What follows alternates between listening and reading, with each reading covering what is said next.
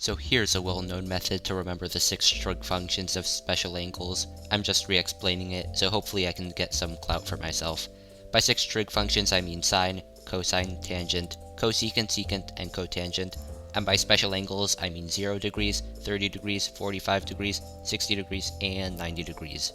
Technically this works for all special angles including ones like 180 or 225 because the absolute value is the same.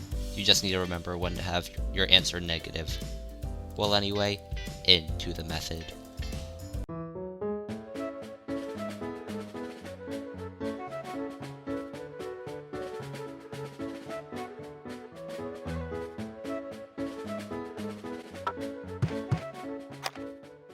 Here you can see how each finger is assigned a special angle, such as my pinky right here has 0 degrees, my thumb has 90 degrees, and so on. So how do we do this? Let's start with sine. Let's say we want to find the sine of 30 degrees, so right here. What we would do is put that angle down, so put 30 degrees down, and to find the sine of 30 degrees, we would get the amount of fingers to the left, which is 1, this one, and we would take the square root of that. The square root of 1 is 1. And then we would put it over 2. Over 2 is no matter what. So the sine of 30 degrees is square root of 1 over 2, or 1/2. What about another one? What about 45 degrees? So to find the sine of 45 degrees, we put 45 degrees down, and there's 2 fingers to the left of it. The sine of 45 degrees would be the square root of 2 over 2. Remember, the 2 is always there. What about a finger like 0? Well, because there's 0 fingers to the left of 0, the sine of 0 degrees would actually be 0 over 2, or 0. And for 60 degrees, it would be square root of 3 over 2. And for 90 degrees, it would be the square root of 4 over 2, or 2 over 2, which is equal to 1. Okay, so what about cosine? Because cosine is the complement of sine, instead of all the fingers to the left over 2, we would do the square root of the fingers to the right over 2. And this works because sine and cosine are complements. For example, if we wanted to find the cosine of 30 degrees, we put 30 degrees down, and then there's 3 fingers to the right, so the square root of 3 over 2. What about like 45? Square root of 2 over 2, 60, square root of 1 over 2, which is 1/2, 90, the cosine of 90 is 0, and the cosine of 0 degrees is 1. Now, didn't you say there were 4 other trig functions, Mr. Penguin?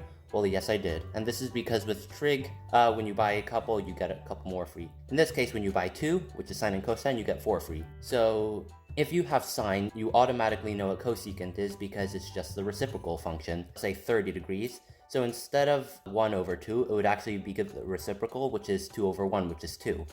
So we would take 2 over the square root of the fingers to the left. For example, the cosecant of 60 degrees would be 2 over the square root of 3. We could rationalize this further, but for now this is all you need to know. And what about cosine? The reciprocal function of cosine is secant. Let's say we're finding the secant of 60 degrees. There is 1 finger to the right, but instead of square root of 1 over 2, it's 2 over.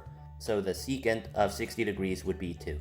Now, if we know sine and cosine, we automatically know tangent, because tangent is sine over cosine. So if we were finding the tangent of 45 degrees, it would be the square root of the number of fingers to the left over the square root of number of fingers to the right. For example, the tangent of 45 degrees would be square root of 2 over the square root of 2, which is 1. What about the tangent of 30 degrees? It would be the square root of 1 over the square root of 3. Again, we could rationalize this further, but that's all you need to know.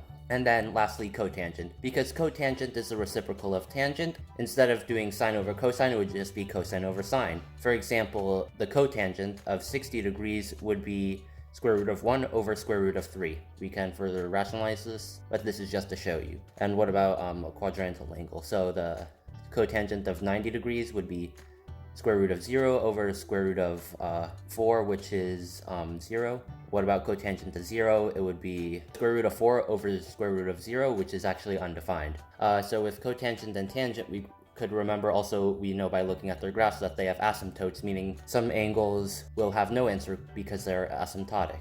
And yeah, that's pretty much it for this method. If you like it, comment down below.